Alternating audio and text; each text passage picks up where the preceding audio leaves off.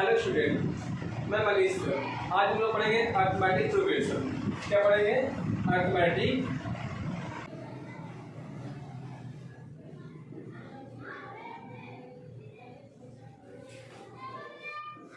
ठीक है। Arithmetic progression को शॉर्ट में लिखते हैं एपी से। इसको शॉर्ट में लिखते हैं एपी। क्या लिखते हैं? एपी। एपी क्या होता है?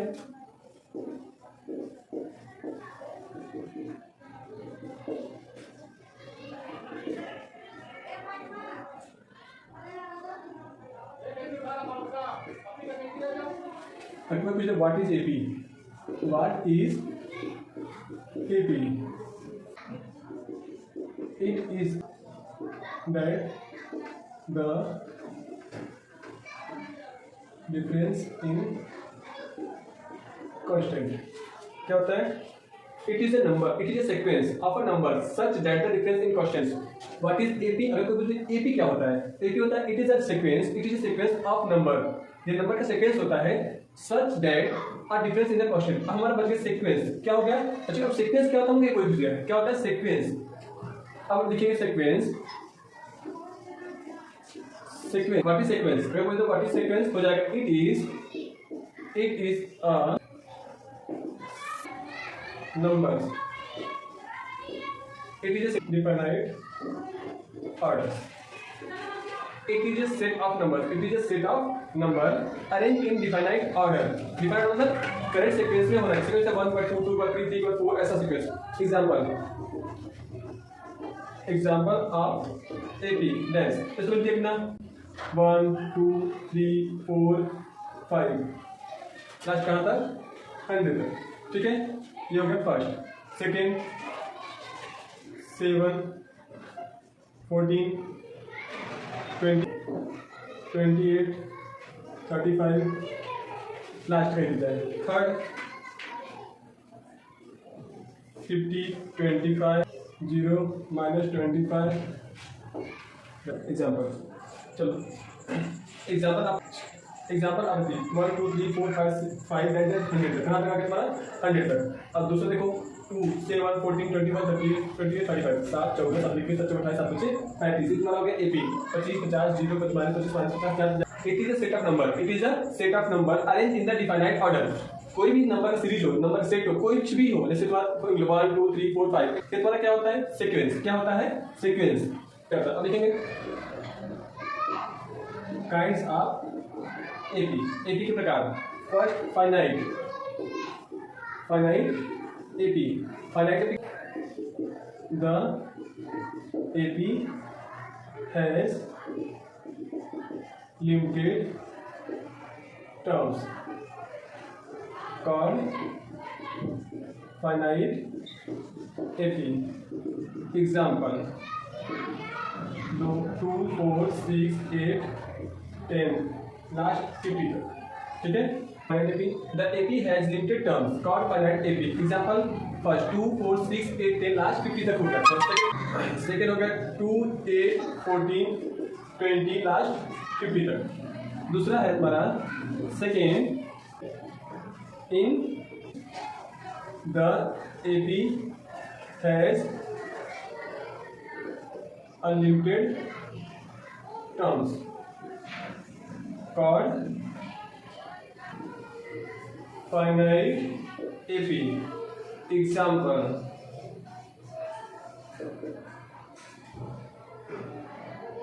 1 2 3 4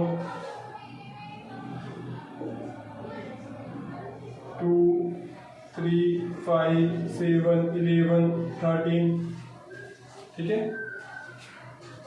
देखो होता क्या है ना, काइंड्स ऑफ एपी दो टाइप का होता है। फर्स्ट होता है फाइनाइट एपी, सेकंड होता है infinite AP. Finite AP the AP has a limited मतलब क्लियर होना चाहिए, लास्ट में कुछ आगे उसका नहीं होना चाहिए। लिमिटेड मतलब clarity terms called the finite AP. Example देखो 2 4 6 8 10 लास्ट का था 50 तक। 50 से आगे दिया है? नहीं दिया है।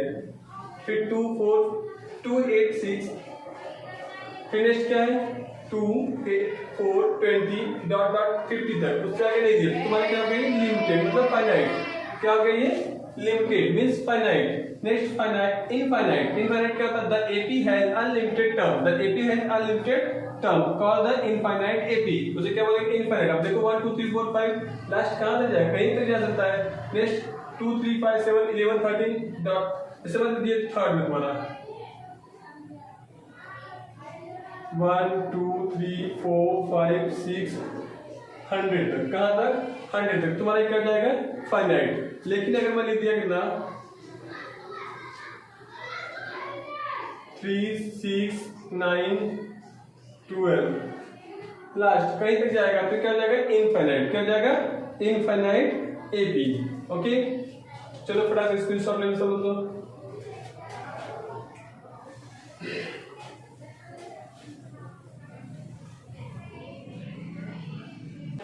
पढ़ेगा general term of AP, general term of AP dash होता क्या है ए प्लस डी, ए प्लस 2d, ए प्लस 3d डैश। ठीक है, जो फर्स्ट होता है उसे बोलते हैं T1, क्या बोलते हैं T1 टर्म फर्स्ट। जो सेकेंड होता है उसे बोलते हैं T2, क्या बोलते हैं T2। जो थर्ड होता है T3 मतलब term, T for term, T for term, T for term, term मतलब term, first term second term third term, ये कितना हो जाएगा T4 फोर्थ टर्म। ठीक है, अब एक नंबर लेके देखते हैं हम लोग, क्या देखते हैं नंबर लेके देखते हैं। T for term, okay T for term. इससे अब एक नंबर लेके देखते हैं हम लोग। इससे होगा क्या, जो फर्स्ट टर्म होगा T1 वही A होता है, T1 इक्वल टू A, हमेशा फर्स्ट टर्म में A होता है, फर्स्ट टर्म को ही A बोलते हैं। जो A होता है वो फर्स्ट टर्म T1 होता है। और D क्या होता है, जो second term, D for difference, D for difference. तो D का फॉर्मूला होता है T2 minus T1, D equal to T2 minus T1, ये आपका हो जाएगा D, क्या हो जाएगा D, या फिर D equal to T3 minus T2, चाहे जो बोल सकते हो चाहे सिंगुलर, ऐसे ना कंटिन्यूस फ्लो ऐसे चलता रहता है। ठीक है, अब एक एग्जांपल देखते हैं। AP इक्वल टू तुम्हें क्या दिया है, AP इक्वल टू तुम्हें क्या दिया है 4 8 12 16।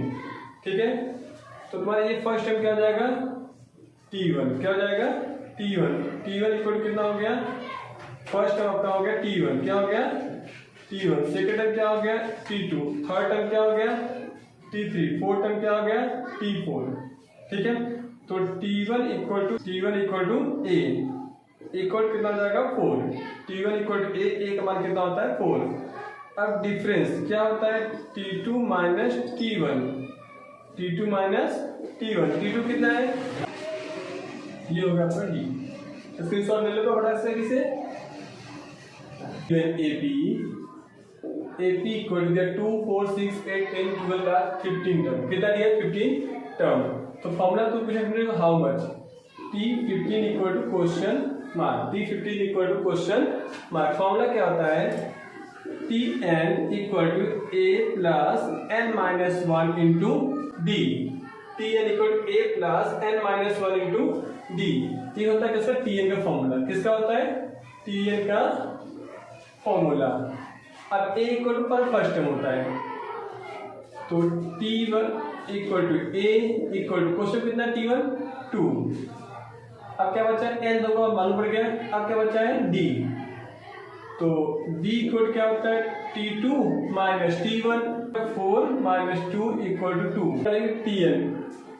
Tn equal to A plus n minus 1 into D। अब T कितना निकाला 15, T15, तो n कितना आ गया 15, n कितना हो गया 15 इक्वल टू A कितना है क्वेश्चन में, A तुम्हारा कितना है 2 प्लस n कितना है, जो यहाँ नंबर आएगा वही नंबर हर जगह n का लिए यूज करेंगे। n कितना हो गया 15, कितना हो गया 15 माइनस 1, अब D कितना है हमारे क्वेश्चन में दिया है 2 मल्टीप्लाई बाय 2। अब कितना हो जाएगा 2 प्लस 15 में से 1 गया, कितना बचा 14 मल्टीप्लाई बाय 2, 14 मल्टीप्लाई बाय 2। अब यार 2 भी 2 हो गया प्लस 14 2 जा 28, 14 2 जा 28, 14 दूना 28 हो गया। अब कितना हो गया, दोनों ऐड कर लो, कितना हो गया 30। तो T15 इक्वल टू 30। T15 कितना आएगा, मतलब यहाँ पे जो आएगा वो कितना आएगा 30, कितना आएगा 30। दैट्स क्लियर, आया सबको समझ में। चलो अब इसको हम कॉपी कर इसको सब लेवल पढ़ा सकते हैं।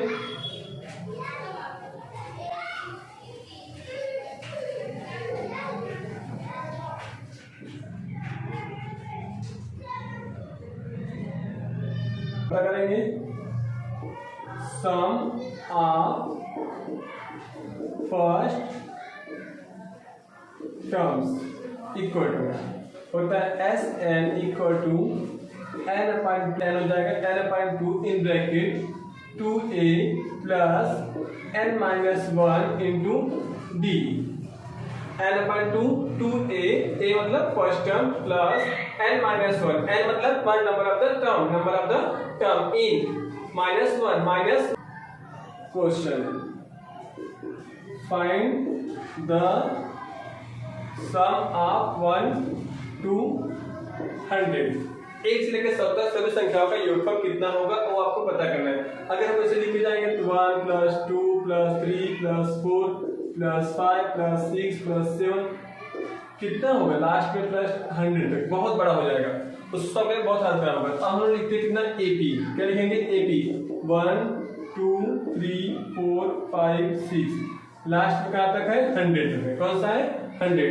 तो यार फर्स्ट टर्म क्या हो गया T1, क्या हो गया T1 equal to A, T1 equal to 1, तो A इक्वल टू कितना हो जाएगा common, A equal to T1 equal to 1, A equal to कितना आ गया 1, A इक्वल टू कितना आ गया 1।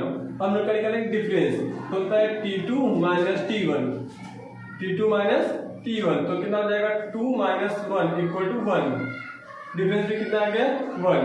हम लोग क्या निकालना S N equal to n upon 2 in bracket 2a plus n minus 1 d।